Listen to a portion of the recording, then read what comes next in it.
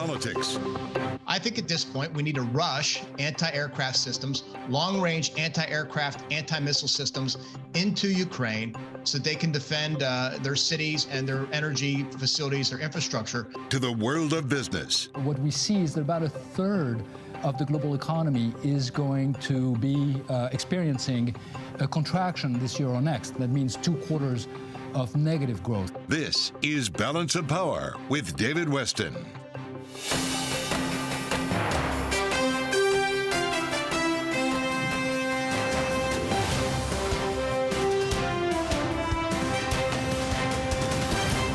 From Bloomberg World Headquarters in New York to our television and radio audiences worldwide, welcome to Balance of Power. Well, on the eve of the IMF World Bank meetings in Washington, we got the IMF report on what they think the economy is going to be doing globally over the next year, and it was not too pretty a sight. And here is IMF Chief Economist Pierre-Olivier Gouranchas.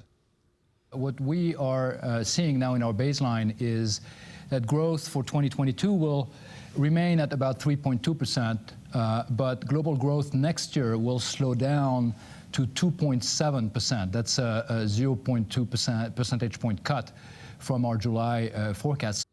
To take us through the projections, welcome now Michael McKee. He's Bloomberg International Economics and Policy Correspondent. So, Mike, are we heading to some sort of a global recession?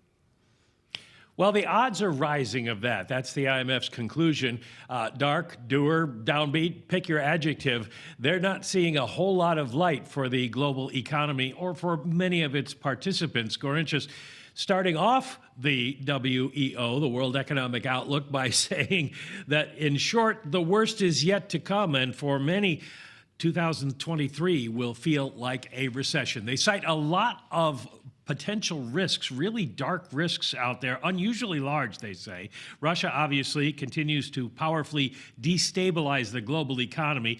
Inflation peaks in late 2022, they hope, but remains higher for longer.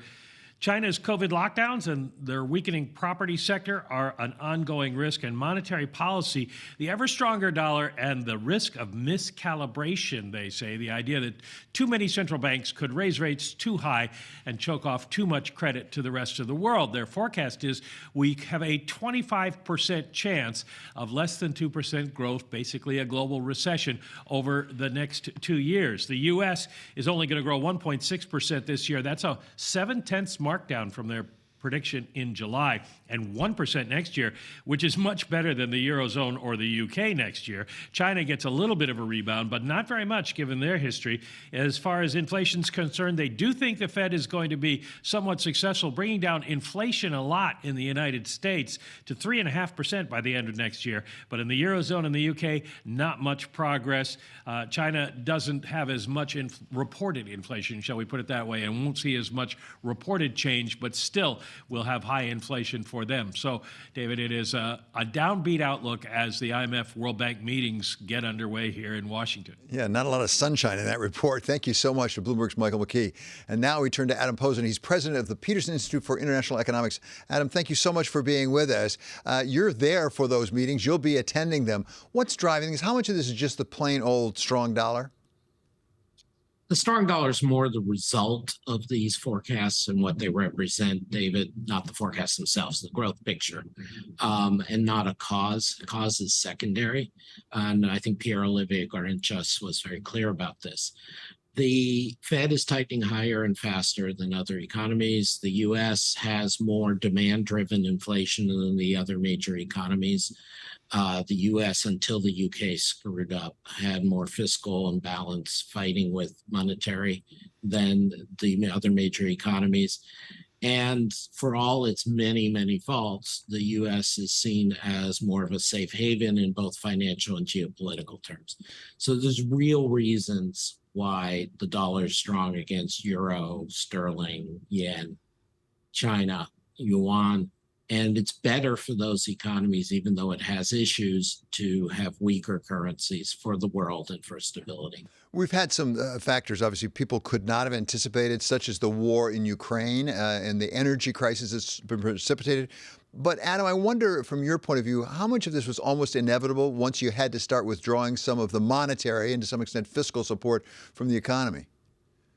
David, it's a fair question, and there I'm going to give a more mixed picture. I think the war in Ukraine matters greatly. I think we would not have seen the downgrade in the sense of longer term valuations of the euro, the pound, and certain other currencies against the dollar, absent what is a very fundamental shock, not just the terrible war in Ukraine pursued by Russia, but the revelation or reminder that Germany and some other parts of Europe were too dependent on sole Russian provision of energy, too dependent on cheap energy. And so there's a fundamental terms of trade shock for those countries. And so it's not inevitable. Part of it was inevitable. The Fed had to tighten. Arguably, if they had started tightening 6 months or more sooner, then we might have not had to tighten quite as far and there wouldn't be such a reaction, but it would have had to have been much earlier. And of course, the further earlier you go, the more legitimate it was that it wasn't obvious the Fed was wrong, although my colleagues and I would think they should have been tightening in second quarter or so of 2020. We all get concerned about possible so-called policy mistakes, and anybody can make a mistake. But is it easier to make a mistake when things get this tight? When things are really tightening, is it easier to make a mistake, Adam, as a practical matter? You've served on the Monetary Policy Committee over in England. It's tough. It's tough, but I think not. I think the mistakes that were made for the Fed, for example, were made in the first half of 2021, not more recently. And there is a risk of over-tightening. My colleague, Mario Obstfeld, one of Pierre Olivier's predecessors as chief economist of the IMF, set out some concerns about the combined tightening of the major economies being too much for the rest of the world. Fed Vice Chair Brainerd, as along with IMF Chief Economist Grinchas, also have picked up on that. But in the end, there is a very simple hierarchy of goals here. The central banks have to get in-trend inflation down, particularly in the US. And so the Fed, in my view, is right. They're not making a policy mistake by doing this. If they do this blindly on autopilot beyond when they get to 4.75, say, plus or minus, they need to look around. That would be a mistake. They need to look around. They need to make sure that the data isn't collapsing on them. They may well have to go to 6%, as Larry Summers, Olivier Blanchard, and Jason Furman have argued. But I think they can afford to pick their heads up and look around a bit come first quarter of 2023 before going all the way. Adam, you did refer briefly to what's been going on in the United Kingdom. Certainly the markets believe there was some sort of mistake made there. I suspect it was actually made by the government, not by the central bank. The central bank had to react. What do you make of what the Bank of England is having to do and the possible crisis with respect to gilt? Yeah, I think the Bank of England got a request from the Treasury Select Committee, which is the part of Parliament that oversees the bank. I've testified before them in the past or given evidence, as the Brits say. And they asked for a memo from the Bank of England to say why terrible things were happening in the gilt markets. And the memo, with the lead author being Deputy Governor John Cunliffe, I think is excellent. I think it sets out the basic facts. And TLDR, it was the government overruling and ignoring and getting around the standard budget processes, like having the Office of Budget Responsibility review. There was a problem. It was the government putting forward a huge amount of additional tax cuts on top of the necessary spending to keep households together during the energy crisis. And it was doing so without any regard for the fact that the bank was tightening monetary policy to stop inflation, or for the fact that there's been a huge accumulation of debt in recent years, or for the fact that the bank's policy was going in the other direction.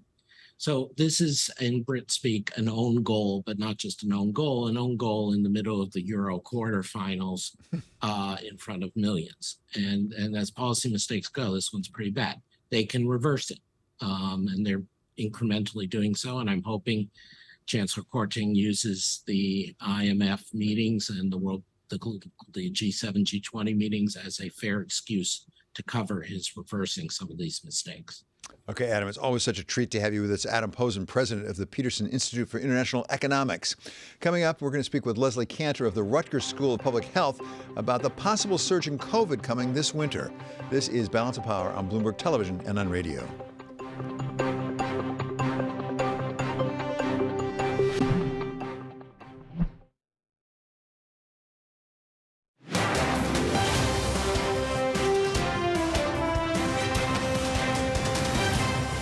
Balance of Power on Bloomberg Television and Radio. I'm David Weston. For news from all around the world, we turn now to Mark Crumpton here with the first word. David, thank you. Ukrainian President Volodymyr Zelensky ruled out talks with Russia's Vladimir Putin a day after Russia hit his nation with the most intense barrage of airstrikes since the first days of the invasion. President Zelensky said on Telegram that there can be no dialogue with a leader who, in his words, has no future. A group of 7 leaders held a call in which they pledged support for Ukraine.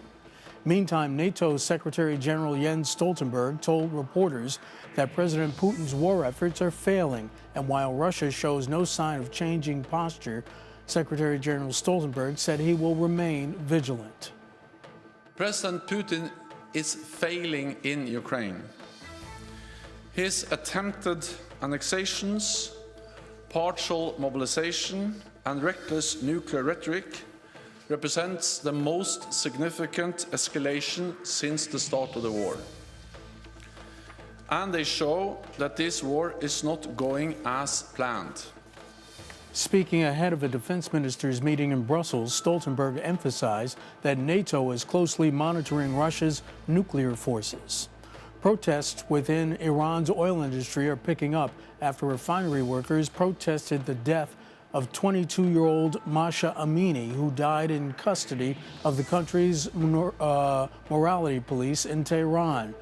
Her death has been at the center of the strikes as videos circulate around social media portraying her face on signs. The Chinese Communist Party's flagship newspaper, People's Daily, has endorsed the country's COVID-0 policy for a second day in a row. The publication called the strategy sustainable, killing hopes that President Xi Jinping might relax controls after a key political meeting set for later this week.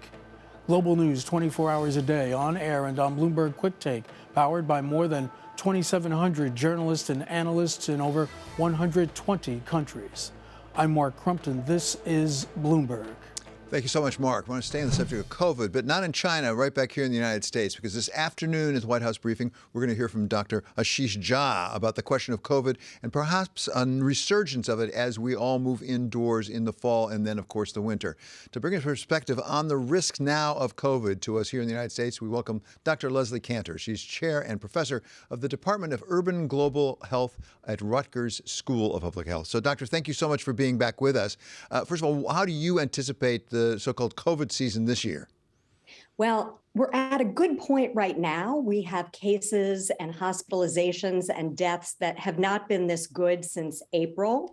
But unfortunately, we can see that in Europe, there's starting to be an uptick on all of those things. And Europe has generally been just ahead of the United States in terms of these surges.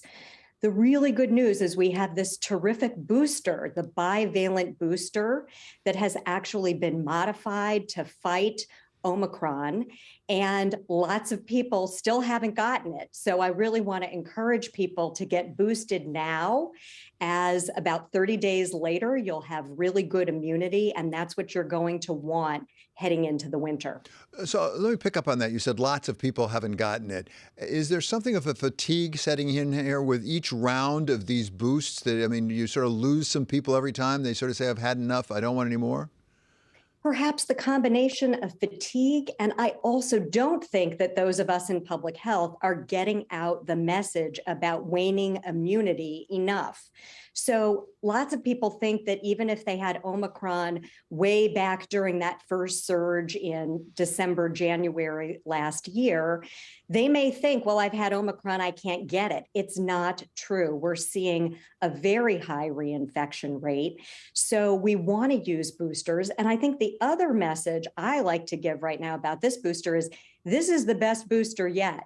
We have a booster that is matched to the circulating form of the virus. We've actually never had that. And in addition, this bivalent nature actually makes your immune system response even stronger. So this is your best one. This is the one to get. Well, I certainly have talked to people who say, I've already had it, so I don't have to worry about it as much. But what do we know, scientifically, what do we know about multiple infections? Are they the same? Do they get worse? Do they get better? How does it work?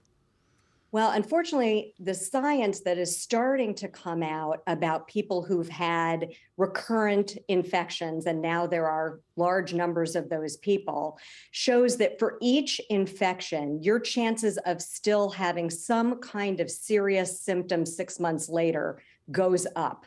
So we've got to start emphasizing you don't want to get this over and over. We don't know whether each infection is going to make you more at risk, but the consequences are dire. It's heart problems, it's brain fog, it's things that make it very, very hard for people to live their lives. So I would really like people to stop thinking about the 14 days after they were infected as the only problem and think about protecting your long-term health. Doctor, as a public health expert, I wonder, do we have data on the willingness of people to go to doctors? I mean, I would have thought all the things being equal, given this pandemic, everybody would be more likely to be seeing their doctor more often. Do we know whether that's happening? So I don't have data. What I have is anecdata, because almost every day someone texts me, they have cold symptoms. And when I say, have you PCR'd? Have you reached out to your physician? Way too many people say, do you think I should do that? Don't try to power through these infections on your own. The only way to know if it's not a cold is to go get a PCR. That's our only diagnostic test for COVID. And you want to be in touch with your healthcare provider, because if you're eligible for Paxlovid, that is a terrific treatment, but you can only get it if you have diagnosed COVID and you've got to take it within the first 5 days of symptoms. So that's enough for me to handle, but let me push you one further. Ebola. I thought we'd taken care of Ebola, and now we have some cases evidently in Uganda. How big a problem is this? So it's a huge problem in Uganda, about 50 cases, about 19 deaths. And the really bad part here is that there are vaccines and treatments for the Zaire strain, but this is the Sudan strain. So good news, when public health works, you don't even necessarily see it. So anybody coming from Uganda right now, including people from the United States who may have been in Uganda, are being screened at 5 airports and being followed. And the CDC has put out a healthcare advisory to healthcare providers to just be aware of the symptoms and paying attention. That should keep us from having cases in the United States. Doctor, talk about the vaccine, the Zaire strain as opposed to the Ugandan strain. Does the fact that we got a vaccine for the Zaire make it more likely we can develop one fairly quickly for Uganda? From what I understand, the Sudan strain, there are some vaccines and treatments that are in the process of being developed. So I hope that that will happen quickly, but I don't have enough information to really predict the rapidity. And do we have the capability internationally now to address these sorts of issues quickly? I mean, where are we with things like WHO? Sure. This is all about communication. And in this case, Uganda was very communicative. We were able to send people from the CDC here in to really have an on-the-ground view. And it just shows that that's incredibly important and something that certainly could have been improved upon at the beginning of COVID. Okay, Doctor, it's always such a pleasure to have you with us and really helpful. That's Dr. Leslie Cantor. She's chair of the Department of Urban Global Health at Rutgers School of Public Health. Now, coming up, we're going to hear from Ray Dalio of Bridgewater about what to expect from China as President Xi heads into his 3rd term. This is Balance of Power on Bloomberg Television and on radio. Wall Street prepares for the latest read on inflation. Peak Fed, peak hawkishness. We're getting carried away. The market's been right. Are rate hikes starting to pay off? How long is it going to take to see progress on inflation? Fed just has a long way to go. Instant reaction on Bloomberg surveillance. Inflation is still sticky. The U.S. economy is still on track. And what it means for the Fed. The data will tell us. I think we're quite a ways away from a pause. This is a Fed that will blink. The prudent thing to do is to ease off a little bit and just have a look around. Inflation in Focus, Thursday on Bloomberg.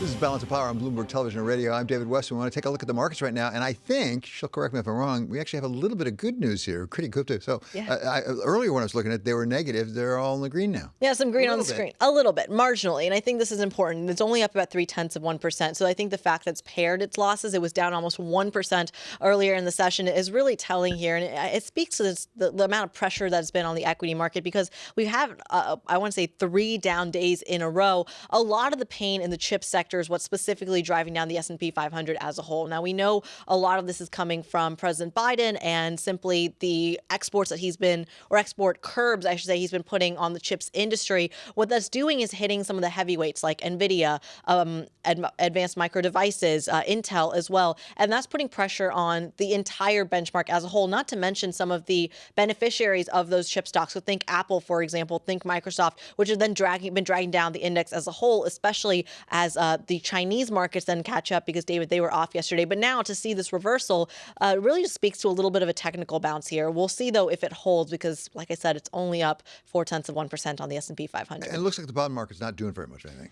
It's not, but that's because there's so much of anticipation ahead of PPI tomorrow, CPI prices on Thursday. And David, a little bit of a contrarian take here, retail sales on Friday, which a lot of people are saying all the focus is on CPI, but the game changer might actually be retail sales, simply because that's when we're going to see if the American consumer is actually still spending despite sentiment being so low. But take a look at what Fed is being priced in by the markets. For our radio audience, stick with me. Basically, we're looking at the markets pricing in rate cuts in 2023 and 2024. And this is where you start to see, perhaps, is there a bull case for treasuries here based on this idea? And right now, treasuries, like I said, not doing very much, but could there be a bull case in the future because of this reason? Especially, what's interesting is this is coming at a time when you have the likes of Loretta Mester, the Cleveland Fed president, saying, well, we should still be going hard on inflation. We still have a lot of work to do, and easing early is probably not the best way to go. Well, and that's my question. What's the basis for the bull case? I mean, I understand the markets are reflecting that, but is there any indication coming to the Fed that they agree with this? We're going to have rate cuts coming out. If anything, they're saying we're not. Right. That's the exact dislocation in the market that's happening right now. So right now, there is no bull case. The idea here simply being you should be selling bonds globally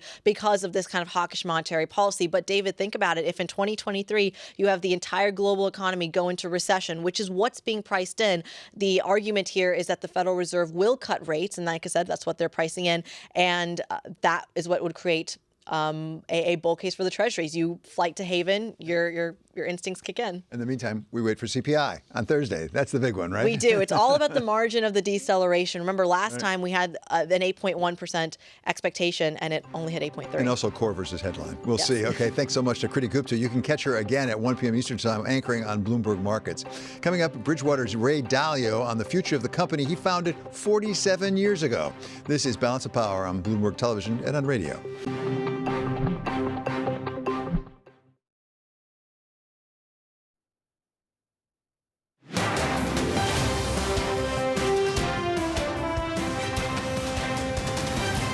This is Balance of Power on Bloomberg Television and Radio. I'm David Weston. For news from around the world, we turn now to Mark Crumpton, here with the first word. David, thank you. Bloomberg opinion columnist President Mohamed El-Erian says the economy and the financial system are starting to go through the windshield, and he says the central banks are at fault. This is going to be a reminder a little bit of October 2008, when people gather in Washington and realize we have a global problem that needs a global solution. El-Erian adds that the sequence we want to avoid starts with interest rate risks, then migrates to credit risk, and if we are not careful, it could migrate to liquidity risk. Earlier this year at a G20 meeting, Treasury Secretary Janet Yellen, joined by officials from the European Union, UK, Germany, Canada, the Netherlands, and Ukraine, walked out of the room to protest Russia's invasion of Ukraine. But as G20 meetings gear up this week in Washington, U.S. officials have agreed not to repeat the protest. Instead, they plan to rebut what the Russians say and condemn the country's actions in Ukraine. The United Kingdom is now at its lowest unemployment rate in 48 years. But many are not celebrating as Britain's labor market continues to face turmoil. The jobless rate for the 3 months ending in August was 3.5%. Still, there are 300,000 fewer people at work than before the pandemic struck, and more than 1 million jobs remain unfilled. Japan began accepting vaccinated visitors from 68 countries without visas today, ending almost 3 years of tighter border controls that kept tourists out of the island nation. With a weak yen and relatively low inflation, hopes are high for a rebound in visitor numbers as airlines ramp up international flights. Global news 24 hours a day, on air and on Bloomberg Quick Take, powered by more than 2,700 journalists and analysts in over 120 countries. I'm Mark Crumpton. This is Bloomberg. David? Thank you so much, Mark. Well, I spoke with Bridgewater founder and now CIO mentor Ray Dalio at the Greenwich Economic Forum earlier this morning. And I asked him for his thoughts on China as well as the future of the company as he steps down from the helm after 47 years. I want to be clear in making that from my getting to know the leaders, and I don't know Xi, but I know those around them, that they are reasonable people. And there's going to be a change in leadership that we're going to see on Sunday. And you're going to, in my opinion, you're going to bring reasonable people into that. There's a culture, there's that. And then there's a lot of uncertainty and a lot of problems. So let me rattle off the uncertainties and the problems that are temporary, that could be temporary, but they could be longer lasting. The first is they have a debt crisis that, in my opinion, they've allowed to go too far into the bones of the economy. Mm-hmm. So it's affecting local governments, it's affecting financial institutions. It starts with real estate. Real estate is 25% of their economy approximately, and then the majority of savings.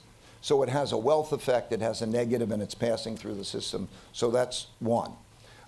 Second is that there's this question of, are they still in favor of free enterprise and the market system, and what does common prosperity mean, and so on. Quite a lot of confusion regarding that.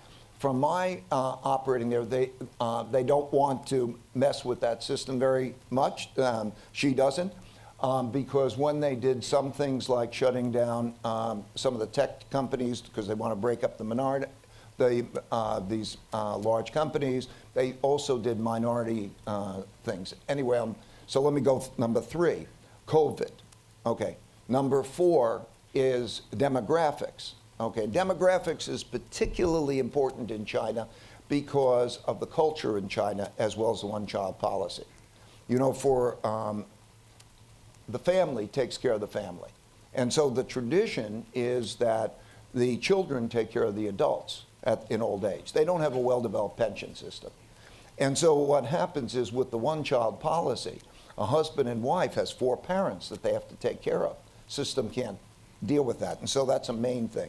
It relates to COVID. You know, they have something like 350 million people over 65. So if they don't deal with, so we have COVID. So you have a number of these problems. You have a climate problem and a water problem in China. So China's got a lot of those problems to deal with. But the real question, and we all can have problems, the real question is, where is that beacon? Is that beacon, and we're going to learn more about that based on who's appointed to what jobs and also what statements are made, is that beacon continuing to do the things that raise productivity and inventiveness and so on? So we're going to learn more. But I think that as far as investing in China, China is the, if you take certain industries, it's main competitor, but it neither should know, in my opinion, not. You have to have a certain amount in China. I think the longer-term picture in China is still bright because I know the people and I know the culture and I think it's good, but they have major issues now. Last subject, Ray, Bridgewater. As I say, you have a new title. I'm curious about what's different and what's the same for you and for Bridgewater. What do you expect will be the same? What will be different? Well, different is, okay. 47 years ago, my 2-bedroom apartment with a friend, we started Bridgewater 47 years ago. And then we built up this community meaningful work and meaningful relationships through radical truthfulness and radical transparency over that period of time. And like a parent of a 47-year-old, what do you want more than anything? I want more than anything them to be successful without me, right? That's the arc in life. So I'm 73, that's what I want. And so, and it took a while. I didn't know. It's very difficult. I would run the company, I would do the investment part, I would do the management part, and so on. And it became too much, and then the trial and error, and I have very, very high standards. And so, and now we have a fabulous team, we have a fabulous board and everything, and I'm there. So that's joyous. As far as what that means, it means pretty much that, like your kids, they have control of their lives, right? And they're solid, and it's great, and so I'm very happy about that. And then I could do pretty much whatever I want with them or without them. I want to be a mentor, right? I love the investment game, so I'll keep playing it. I'll keep doing it, coming up with my ideas and so on. And then I'll also help them be more successful by operating as the mentor. And I could do that without the burden of the, all the issues that one operates when, the responsibilities all with you. So it's a great joy. That was part of my conversation with Ray Dalio from this morning at the Greenwich Economic Forum. Coming up here, we're going to talk oil and energy with Sarah Vakshuri of SVP International. This is Balance of Power on Bloomberg Television and on radio.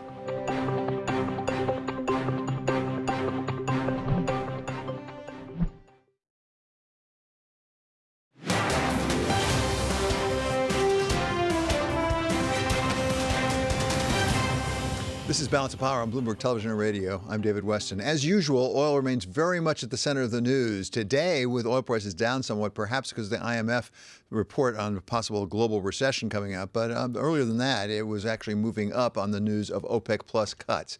To take us through the oil industry right now, the markets, and where we're headed, we welcome now Sarah Vakshuri. She is founder and president of SVP International. Welcome back. Great to have you, Sarah. So what is going on in the oil market from your perspective?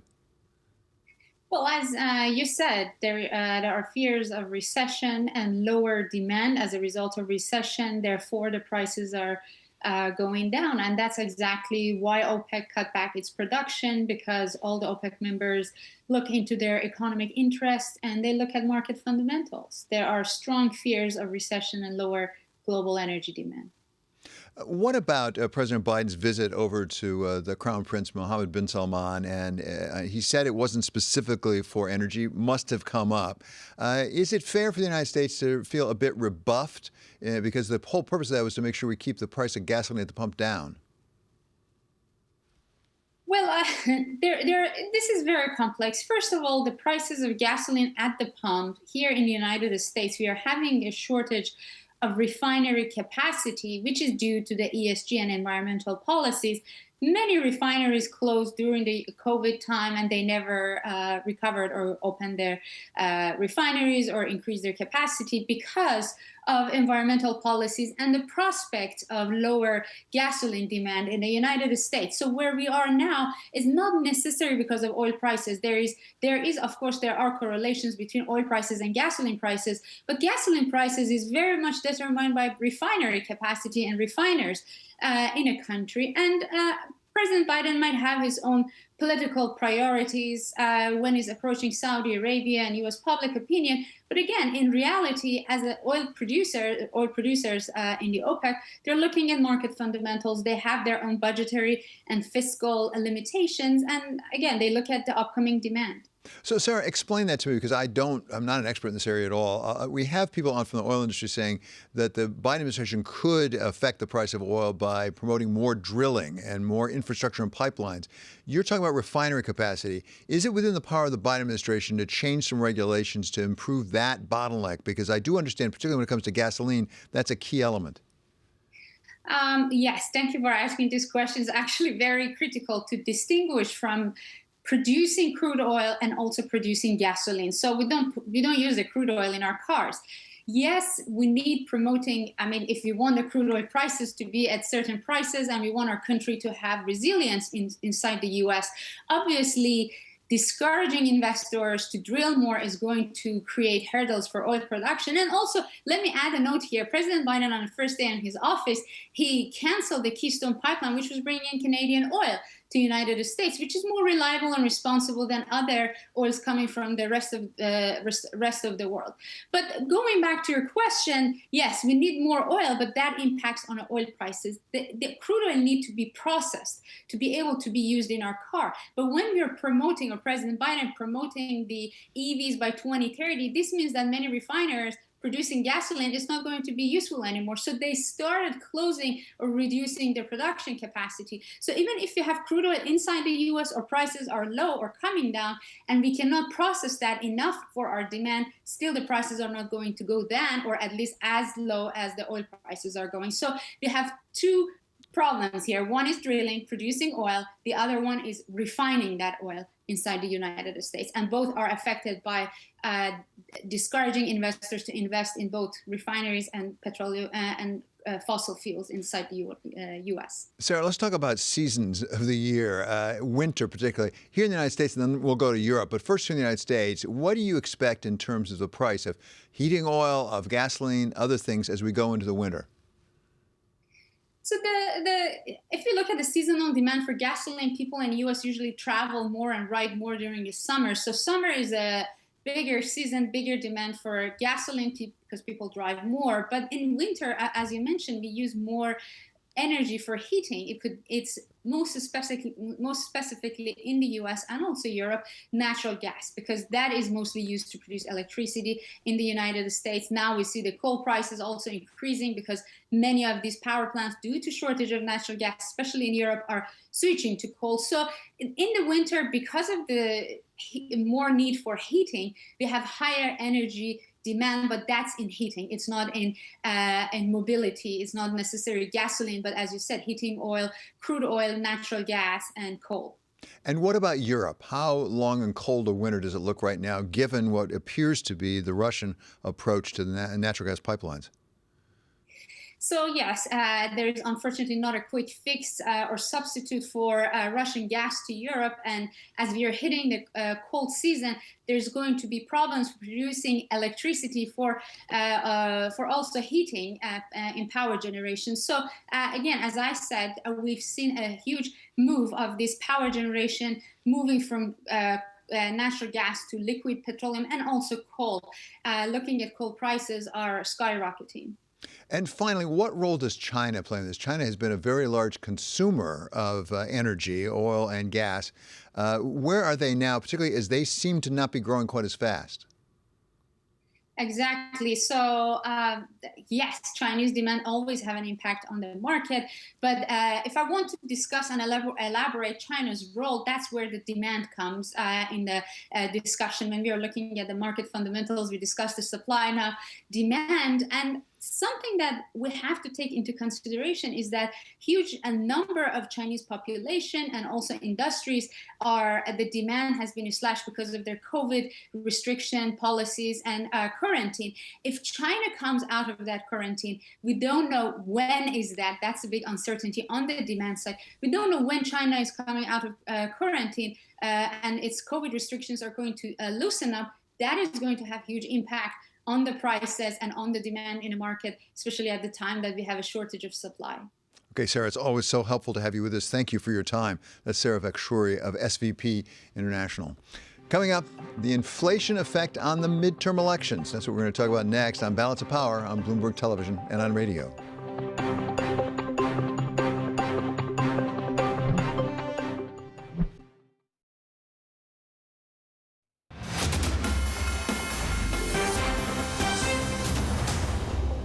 I believe we've gone in a fundamentally bad direction over the last couple of years. I think people deserve to go to the grocery store without it completely breaking the bank. J.D. Vance has invested into companies in China. The problem we're having now with inflation is our supply chains all went to China. And guys like him have made a lot of money off that. And that is exactly why the supply chains are locked up. That was Ohio's Senate candidates Tim Ryan and J.D. Vance from their debate last night after they had been asked a question about inflation. Here now to take us through the effects of inflation on this midterm election is Bloomberg political editor Mario Parker. So, Mario, thanks so much for being with us. There was a time that people were more focused on abortion and other things. How big is inflation figuring right now, as far as you can tell, in the midterm elections? Yeah, David. Well, inflation is rearing its head just at the time when Republicans need it most in this closing stretch of the midterm election cycle. As you mentioned, the angst over it kind of ebbed a little bit. Now, I'm speaking in relative terms. It's always the economy, right? The old adage. But it had kind of ebbed. And now you see Republicans using that again as a cudgel against Democrats. You saw it last night in the debate with J.D. Vance and Tim Ryan. So take us through some of the key races for the Senate as far as we can figure right now in terms of who gets to have the majority there, Republicans or Democrats. Start, if you would, with Nevada. Nevada is one where you have an incumbent Democrat that now looks like she may have a run for her money. No, absolutely. And coincidentally, Nevada is where inflation, one of the states where inflation runs the hottest, right? It's a tourism-dependent economy that's still trying to regain its footing coming out of the pandemic here. And so you see the incumbent Democrat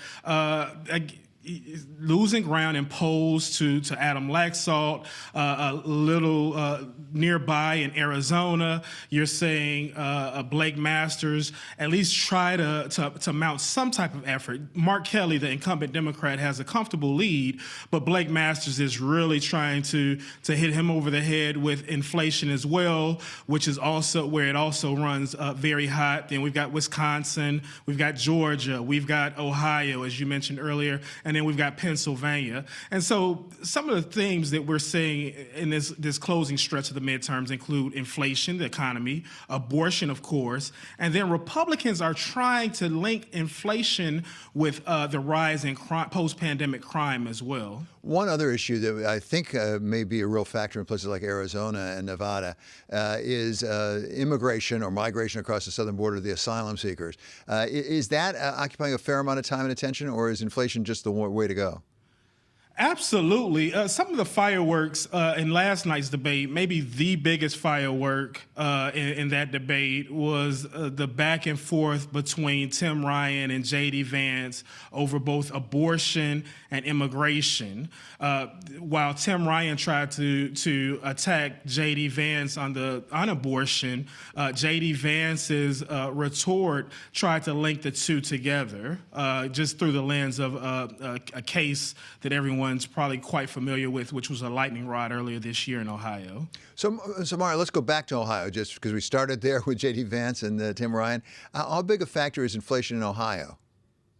No, inflation in Ohio is huge as well. I mean, you saw it come up. We've seen some companies announce plans, including the Biden administration, with much ballyhoo, talked about plans to open a chips manufacturing plant in Ohio. I mean, you've got agriculture there, you've got manufacturing. It's a Rust Belt state that's still really trying to gain its footing in the Midwest as well. And so inflation is top of mind for some of those voters there. Yeah, and I wonder, from your coverage of these midterm elections, I would have thought that maybe the Democrats going into it might have thought they'd have a big weapon in their arsenal in saying, look at what we did for the economy. We had the American Rescue Plan. We wrote checks to you. We kept it going through that terrible pandemic. I wonder if it actually boomerangs now. They're actually limited in how much they can emphasize that, because a quick retort would be, yeah, and see what we got? We got inflation. Yeah, and again, they would like to, right? The candidates, Republicans are eager to run on, as I mentioned, on culture war issues, and including crime, immigration, et cetera. Democrats want to run on abortion, but also they want to say that they're dealing with kitchen table issues. You're seeing some of that play out further south in Georgia, for example, with Raphael Warnock. Many of his ads deal with those kitchen table issues, try to tout the Inflation Reduction Act, et cetera. But then again, he's still mired in this tough race against Herschel Walker, and so are many of his counterparts across the country. Mario, thank you so much for being with us. That's Bloomberg political editor Mario Parker. Check out the Balance of Power newsletter on the terminal and also online. Coming up, Balance of Power continues on Bloomberg Radio. In our second hour, we're going to talk to Republican Congresswoman Nicole Malliotakis of Staten Island about the crisis New York City faces in accommodating all those migrants coming north. This is Balance of Power on Bloomberg Television and Radio.